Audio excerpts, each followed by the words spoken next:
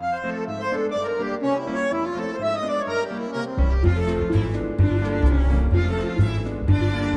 now, happy Tuesday. Good morning, PSW staff clients. We have our friends joining us for Tuesday's class. Yesterday, a lot of fun looking at Pink Panther. I mean, what a score that is by Mancini. So it gets something into me, today would be nice. See what, cool jazz. We looked at, Mancini's piece is a very melodic jazz piece of music. So see if we can get something into me like that. And then today we're gonna look at a composer that influenced a lot of jazz. Influenced Bill Evans, Blossom Dearie, who we looked at a few weeks ago, and also influenced, I think, Michel Legrand, because we looked at Umbrellas of Cherbourg. We're gonna re-look at that in a few weeks from now, I think. Note to self. But today we're gonna revisit the great French composer Fauré.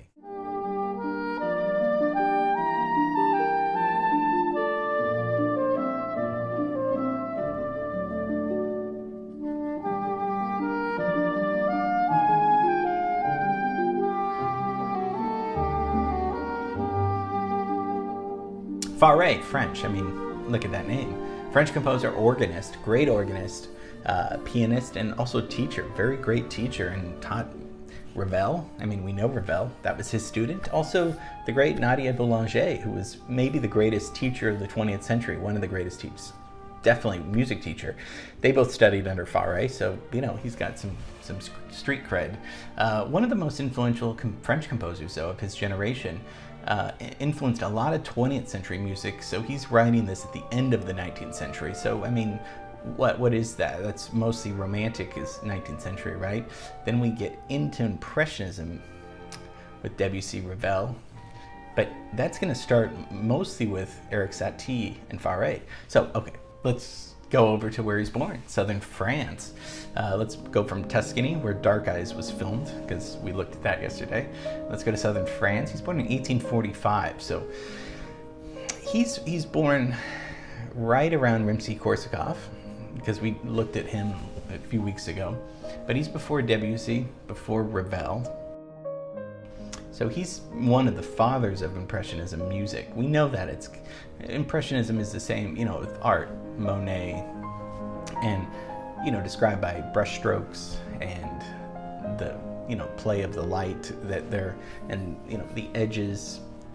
Gorgeous. Everyone loves Monet. So with music, that was translated to, dreamy, water-like music.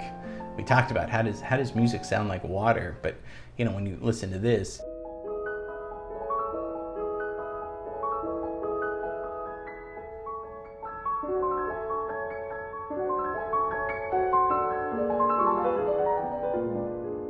that's Ravel. That sounds like water, like a beautiful waterfall, dreamy, dreamlike.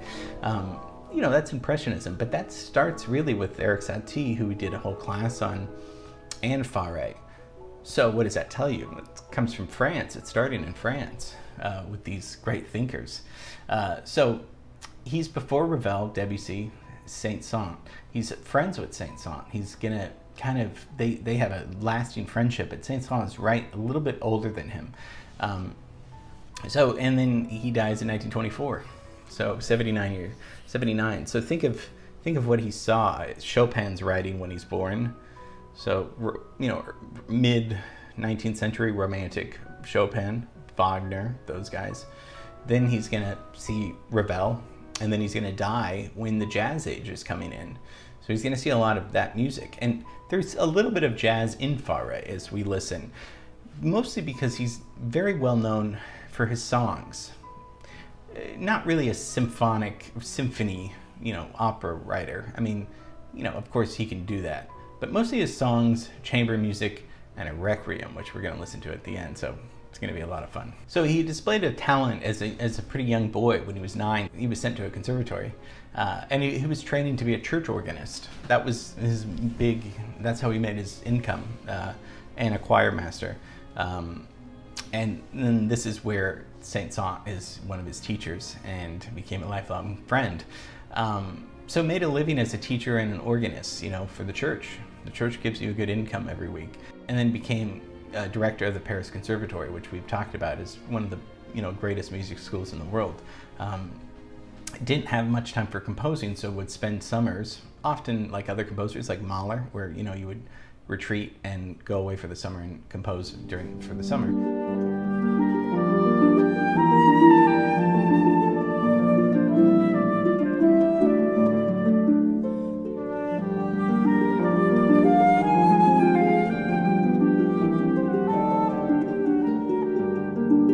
So when we hear his music, it's very personal, right? That again goes with Impressionism. It's not patriotic music like Shostakovich, although he could be personal. Not like that, and that's later. But it's very fresh sounding, personal music. This is not atonal music. This is right before atonal is going to take off with Schoenberg. Like I said, it's got some jazz elements. I mean, this is one of his most famous, but listen to this. There's jazz-like chords in this. This is Après un rêve, After a Dream, one of his most beautiful pieces.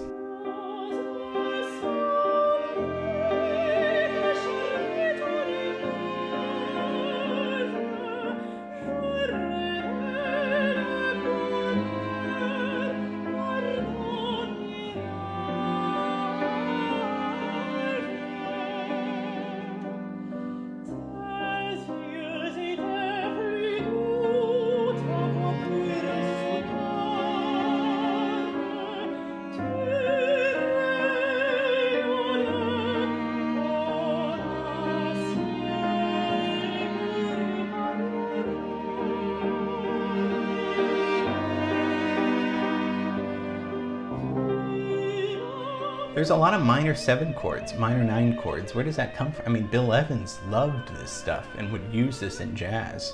Blossom Dearie, also the singer, but pianist, great pianist.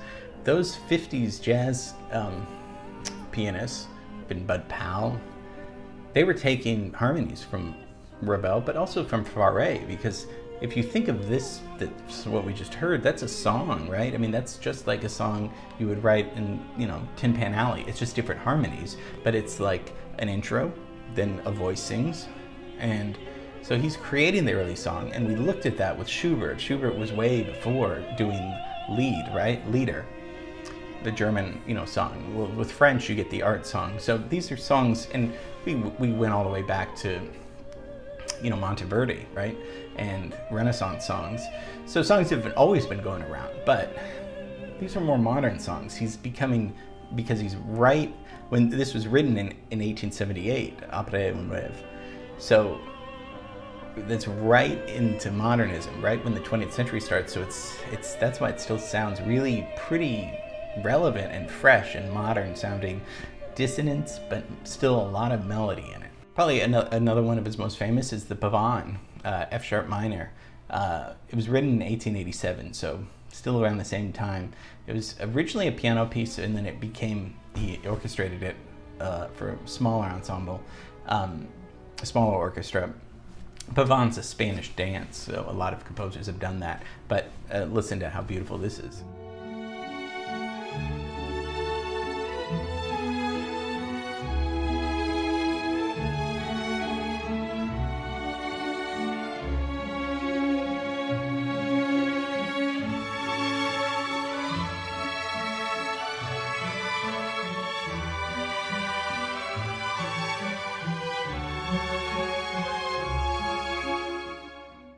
So a huge melodic line, right? I mean, there's kind of the pizzicato, the walking bass, but there's a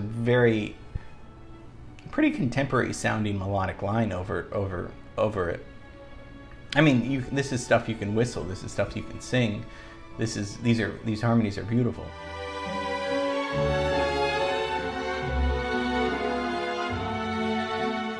So that's a little bit of Fauré. Impressionist, colorful composer, developed serious health problems, probably because of smoking, but he became deaf, sounds became distorted, so it was hard for him to even listen to music because they sounded odd in his brain, supposedly, so he suffered increasing deafness. But gave us some beautiful music. including what we're going to listen to right now, which is a few minutes, but we have to give Fauré a few minutes. I really want you to listen to how gorgeous this is. So he wrote a requiem, composed around 1887 to 1890, so again, right before the 20th century. Choral, orchestral setting of, the Mass for the Dead in Latin, and one of probably his most famous piece. Although, all of these probably some of this music you've heard of and maybe didn't know it was Fauré, but the last movement, one of the most beautiful. So sit back, relax, listen to just a few minutes of how gorgeous this piece is.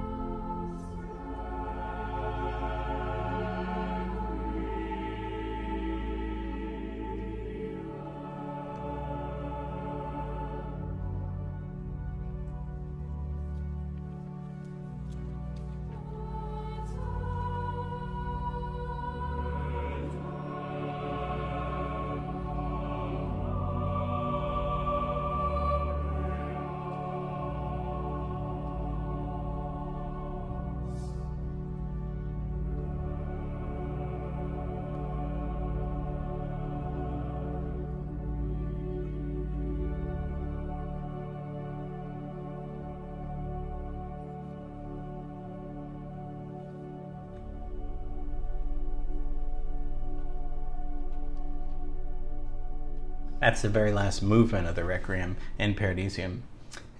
How beautiful is that? The text mostly is, may angels lead you to paradise. Such a pure sentence, pure music, something where you just let go of all the anxiety and stress that's holding you back, and you just float into this gorgeous setting of these singers, the orchestra. You just sometimes we're so overwhelmed all the time. So much anxiety, so much angst, all this stuff, but this is music that's just pure and beautiful and gorgeous, and makes us think, okay, just be present in this moment as we listen to this and think really how beautiful life is, full of pain and suffering and over much too quickly. So, imagine teaching Ravel and Nadia Boulanger. What a great teacher he was. And that Saint-Saëns was his teacher. So what an education he had. Wrote most of his music at the end of the 19th century, and before Debussy and Ravel, And I loved that his music was so personal, so melodic, and it's just cool to think that Bill Evans and those jazz pianists, even Bud Powell, you know, they went back 50, 60 years before them and listened to people like Fauré, like Impressionism, stole some of his harmonies, his minor sevenths, minor ninths, used them in their own music. So Fauré, and that Requiem is just dynamite, I think. So hope you enjoyed Fauré, and we'll look at Jazz Musician tomorrow. Have a great rest of the day, and see you tomorrow. Bye.